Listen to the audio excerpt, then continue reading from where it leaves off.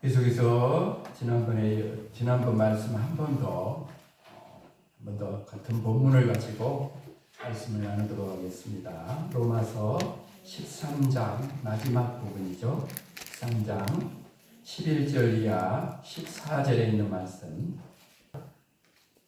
로마서 13장 11절 이하 14절에 있는 말씀입니다.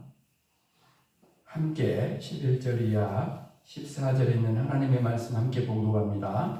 또한 너희가 이 시기를 알거니와 자다가 깰 때가 벌써 되었으니 이는 이제 우리의 구원이 처음 믿을 때보다 가까웠으니라. 밤이 깊고 낮이 가까웠으니 그러므로 우리가 어둠의 일을 벗고 빛의 갑옷을 입자. 낮에와 같이 단정히 행하고 방탕하거나 술 취하지 말며 음란하거나 호색하지 말며 다투거나 시기하지 말고 오직 주 예수 그리스도로 옷 입고 정욕을 위하여 육신의 일을 도모하지 말라. 아멘. 12장부터 계속해서 구원받은 성도는 어떻게 살아가야 할 것인가? 우리가 세상 속에서 그리스도인으로 살아간다는 건 뭔가 함께 계속해서 나누고 있습니다. 13장 마지막 부분인 것처럼 우리 삶의 인생에도 세상의 마지막 때가 있다. 오늘 말씀을 지난번에 제가 그 말씀을 들은 복음의 뭔 소리? 자명종 소리. 일어나고 깨어나라는 복음의 자명종 소리라는 말씀 드릴 거면 오늘도 이 말씀이 저와 여러분에게 깨어나라는 자명종 소리처럼 크게 울려 퍼지고 마지막 때에 경고의 나팔처럼 크게 말씀이 들려져서 우리가 깨닫고 일어나고 새롭게 정말 세워져서 마지막 때를 교회와 믿는 우리들이 해야 할 세상이 하지 못한 우리 교회와 믿는 우리만이 할 수 있는 귀한 사명을 잘 감당해 나가게 되기를 주님의 이름으로 축복합니다. 아멘. 오늘 어버이날인데 어째요? 만난 거 많이 드셨어? 얼굴이 좀 환해진 것 같기도 하고 행복한 날 보내셨어요? 자녀로 저도 살아보고 여러분도 자녀로도 살다가 부모가 되고 그렇지만 어찌 다 그 부모 마음을 헤아리고 또 그러겠습니까? 서운한 마음이 있고 이러더라도 오늘은 또 하나님 앞에 나오는 어린아이처럼 자녀들이잖아요. 하나님께 나와서 아버지 안에서 위로를 얻으시고 힘을 얻을 수 있는 그런 우리 부모들이 다 되어질 수 있기를 주님의 이름 축복합니다. 네, 오늘 우리는 말세의 성도가 어떻게 살아야 하는지, 그죠? 예수님의 재림을 소망하는 성도는 어떻게 살아야 하는지를 저와 여러분이 듣는 시간입니다. 11절을 같이 한번 다시 읽을까요? 11절 같이 시작. 또한 너희가 이 시기를 알거니와 자다가 깰 때가 벌써 되었으니 이는 이제 우리의 구원이 처음 믿을 때보다 가까웠습니다. 아멘. 그러니까 이 시기라는 것은 하나님께서 정하신 시기인데 그게 바로 예수님의 재림을 말하는 것입니다. 바울 사도는 로마 교회 성도들에게 어쩌면 저와 여러분에게 너희가 이 시기를 알고 있다고 말씀하고 있습니다. 예수님의 재림을 알고 있다는 우리 모르는 사람 누가 있어요? 그렇죠? 예수님의 재림을 알고 있는 너희들은 자면 안 된다고 말하고 있습니다. 이제는 깰 때가 되었다라는 거예요. 왜 그렇습니까? 우리의 구원이 처음 믿을 때보다 가까워졌기 때문에. 여러분, 여기서 말씀하고 있는 구원은 예수님의 재림과 동시에 성도의 구원이 완성되는 걸 말합니다. 재림의 예수님을 맞이하는 성도들이 예수님처럼 영화로운 몸으로 부활하는 거예요. 예수님을 믿고 이 세상을 떠난 성도들이 성도들의 그 영이 부활의 몸을 입는 것입니다. 여러분, 고린도전서 15장 51절 52절 말씀을 들어보십시오. 보라, 내가 너희에게 비밀을 말하노니 우리가 다 잠잘 것이 아니요 마지막 나팔에 순식간에 호련히 다 변화되리니 나팔 소리가 나매 죽은 자들이 썩지 아니할 것으로 다시 살아나고 따라합시다. 우리도 변화되리라. 아멘. 그러니까 여기 마지막 나팔이라는 것은 예수님께서 재림하실 때 온 세상에 울려 퍼지는 그 나팔 소리를 말합니다. 예수님이 재림하실 때 모든 성도들은 영화로운 몸으로 순식간에 호련히 다 변화될 거예요. 그때 바로 비로소 성도의 구원이 완성됩니다. 사도신경의 마지막 부분에 나온 것처럼 왜요? 몸의 부활과 영생을 믿습니다. 그것이 다 이루어지는 것이죠. 오늘 바울 사도는 이날이 가까이 왔다고 말씀하고 있어요. 11절 말씀을 읽어보면 바울은 마치 그 로마교회 성도들에게 오늘 이 시간 나온 저와 여러분에게 바로 오늘이 예수님이 오신 날인 것처럼 지금 바로 예수님이 오시는 것처럼 급박하게 말씀하고 있어요. 계시록 22장을 보면 속히 오시겠다는 예수님의 말씀이 3번이나 반복됩니다. 7절에 보라 내가 속히 오리니, 12절에 보라 내가 속히 오리니, 20절에 내가 진실로 속히 오리라. 그렇습니다, 여러분. 반드시 오십니다. 그리고 예수님은 속히 오십니다. 그러나 우리는 그날과 그때를 몰라요. 그렇다면 우리가 해야 할 일은 오직 하나입니다. 언제 주님이 오실까? 혹시 오늘 오시는 건 아닐까? 늘 깨어서 주님 맞을 준비를 하면서 거기에 마음을 두면서 날마다 살아가야 한다라는 거죠. 언제 예수님이 재림하셔도 기쁨으로 정말 부끄러움 없이 그 주님을 할렐루야 맞이할 수 있는 깨어있는 삶이 우리 삶 가운데 있어야 한다는 거죠. 바울처럼 마치 당장이라도 예수님이 오실 것처럼 저와 여러분 날마다 그렇게 살아야 돼요. 예수님의 재림을 준비하는 성도의 올바른 그것이 모습이다라는 거죠. 사랑하는 여러분, 우리의 소망은 저 천국 하늘나라입니다. 우리가 영원히 살고서는요 이 땅이 아닙니다. 여기는 나그네요 외국인입니다.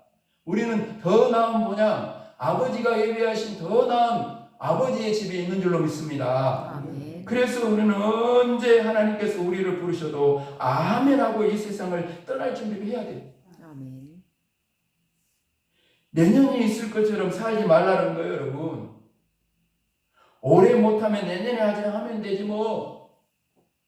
이달에 못하면 다음 달에 하면 되지 뭐. 오늘 못하면 내일 하면 되지 뭐. 뒤로 미루지 말라는 거예요, 여러분. 뒤로. 마귀가 제일 좋아하는 게 내일이에요. 내일에 여러분 다이어트 해봤죠? 오늘까지만 실컷 먹고 내일부터 하려나. 내가 그렇게 해가지고 다이어트 성공한 사람 지금까지 한 명도 못 봤어. 내일은 다 날마다 내일이지 뭐. 자고 일어나면 내일이고 자고 일어나면 안 돼. 그러니까 이렇게 바꿔봐요.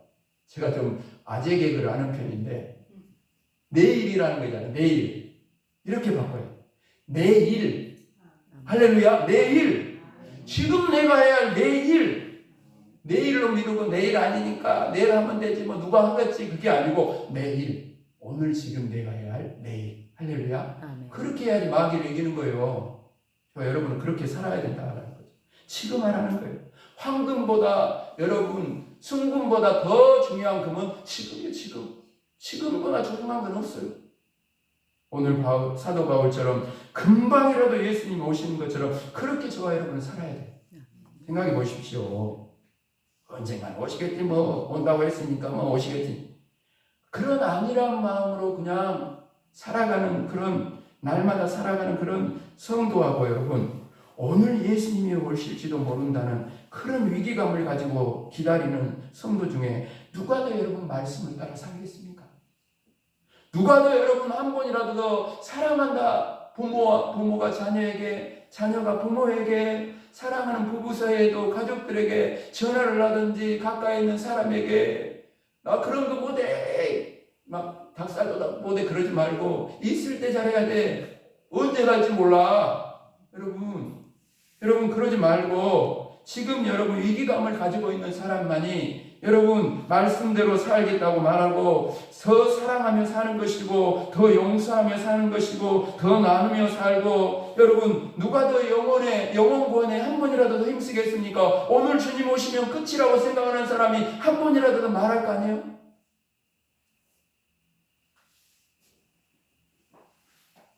예수님의 재림이 지금 눈앞에 다가오는 것처럼 생각하는 그 성도가 그렇게 산다. 그래서 주님께서 내가 속히 오리라고 3번이나 반복해서 이야기하는 거죠. 이어지는 12절을 함께 읽어볼까요?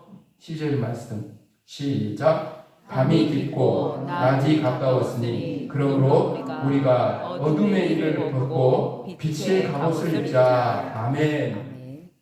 밤이 깊고 낮이 가까웠다는 것은 예수님의 재림이 가까이 왔다는 말씀입니다.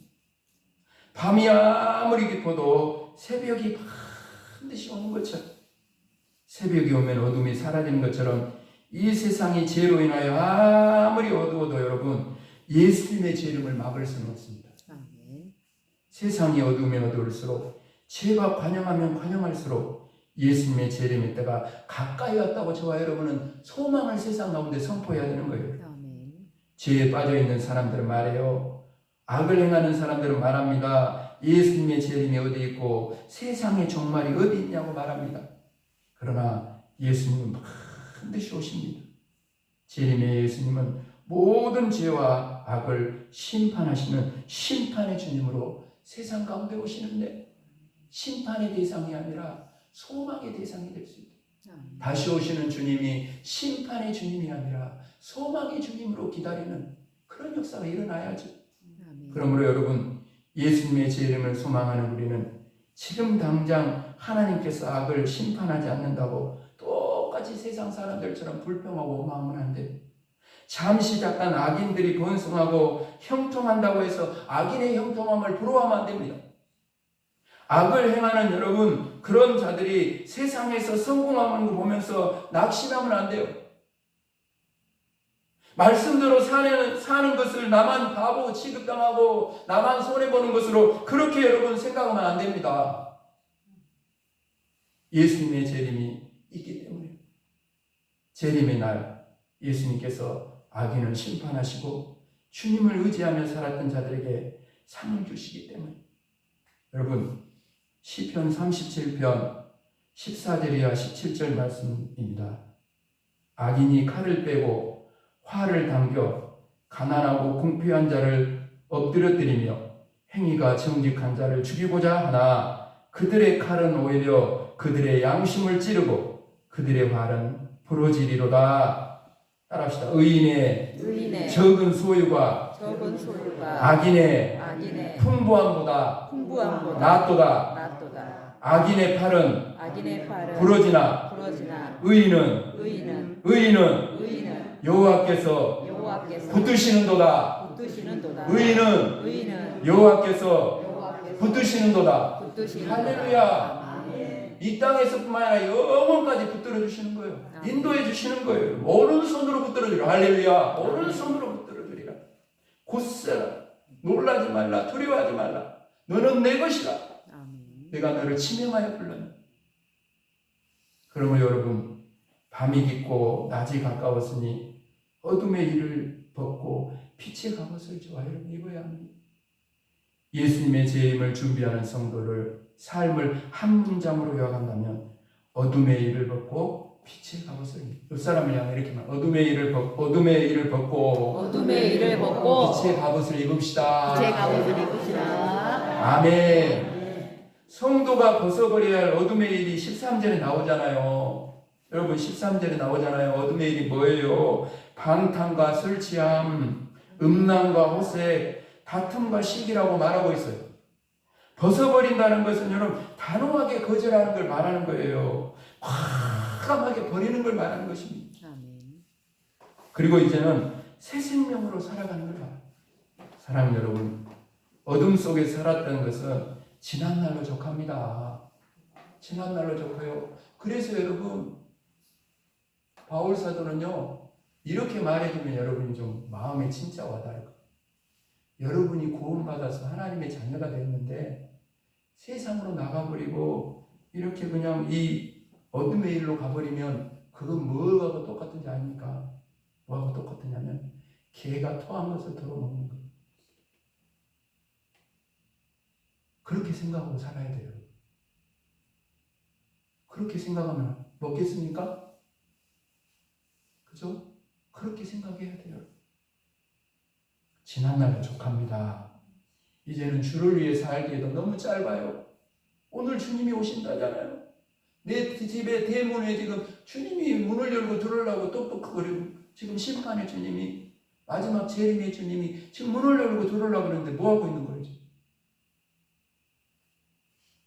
사랑하는 여러분, 우리가 벗어봐야 될 것이 이것인데, 그것 중에 또 벗어버려야 할 것이 뭐냐면 다툼과 시기입니다. 다툼과 시기. 가정에도 어디에도 이거 공동체 안에 이게 있으면 안 돼요. 여러분, 대부분의 성도들이요, 방탕과 술 취함, 음란과 호색이 심각한 죄라는 걸 인정합니다. 이런 죄를 짓는 사람 보면서 저 사람 저러다가 큰일 나는데 이렇게 말하고 생각해요. 근데 만약 막 자신이 그런 죄를 지었다면 막 가슴을 치고 회개해요. 주님, 어떻게 합니까? 제가 이렇게 악하고 더러운 죄를 짓고 말았습니다. 주님, 저를 용서해 주세요. 그런데요, 다투고 시기하는 것은 심각한 죄라고 생각합니다. 심지어요, 사람이 뭐 어떻게 안 싸우고 살아? 신앙생활 하다 보면 싸울 수도 있지. 교회 생활하면 막 싸울 수 있는 거 아니에요? 여러분, 또 어떤 분들은 그래요. 다투고 시기하는 것을 죄처럼 이렇게 생각하지 않습니다. 하나님, 우리가 얼마나 하나님의 말씀을 가볍게 여기며 살고 있는지 몰라요. 조심해야 돼요. 방탕과 술 취함, 음란과 호색하는 자가 하나님의 나라를 유업으로 받을 수 없는 것처럼 다투는 자도 시기하는 자도 하나님의 나라를 유업으로 받을 수 없어요. 여러분, 하나님이 보실 때는 똑같이 무서운 죄를 짓고 있는 것입니다. 사람이 볼 때는 가벼운 죄인 것 같고 저것이 더 큰 죄인 것 같으니까, 예수님이 그러잖아요. 가늠하다 현장에 잡힌 여인 돌을 들어갖고 던져보라고 그러잖아요. 자기들은 괜찮은 줄 알아. 꽤 의롭게 살고 있는 줄 알아. 저 여인만 돌 맞아 죽어야 돼요. 그죠? 그렇게 생각하면 안 된다는 거죠. 하나님 보실 때는요, 똑같습니다. 사랑하는 여러분, 예수님의 재림을 준비하는 자들은 어둠의 일을 벗고 빛의 갑옷을 입어야 합니다. 빛의 갑옷을 입는 것은 13절의 말씀처럼 낮이와 같이 단정히 행하는 거예요. 빛의 갑옷을 입는 건 거룩한 삶을 말하는 거예요. 천국을 소망하는 삶을 말하는 것입니다. 여러분, 빛의 갑옷을 입는 것은 14절의 말씀처럼 주 예수 그리스도로 옷을 입는 것입니다. 오직 예수님으로 사는 거예요. 예수님이 삶의 목적이 되는 것입니다. 예수님이 삶의 방법이 되는 것입니다. 예수님처럼 사는 거예요. 갈라디아서 2장 20절 말씀이 내 삶의 실제가 되는 거예요. 내가 그리스도와 함께 십자가에 못 박혔나니 그런즉 이제는 내가 사는 것이 아니요 오직 내 안에 그리스도께서 사시는 것이라. 이제 내가 육체 가운데 사는 것은 나를 사랑하사 나를 위하여 자기 자신을 버리신 하나님의 아들을 믿는 믿음 안에서 사는 것이라. 아멘.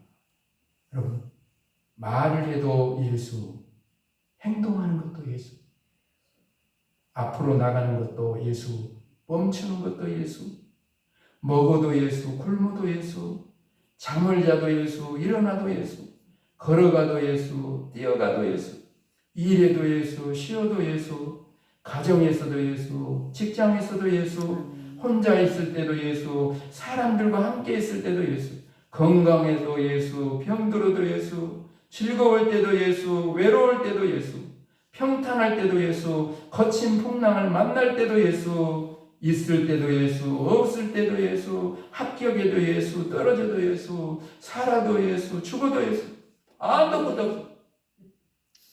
오직 예수님밖에 보이는 것이 없고, 오직 예수님밖에 의지할 분이 없고, 오직 예수님만큼은 자랑할 것이 없고, 오직 예수님만큼은 사모할 것이 없는 삶.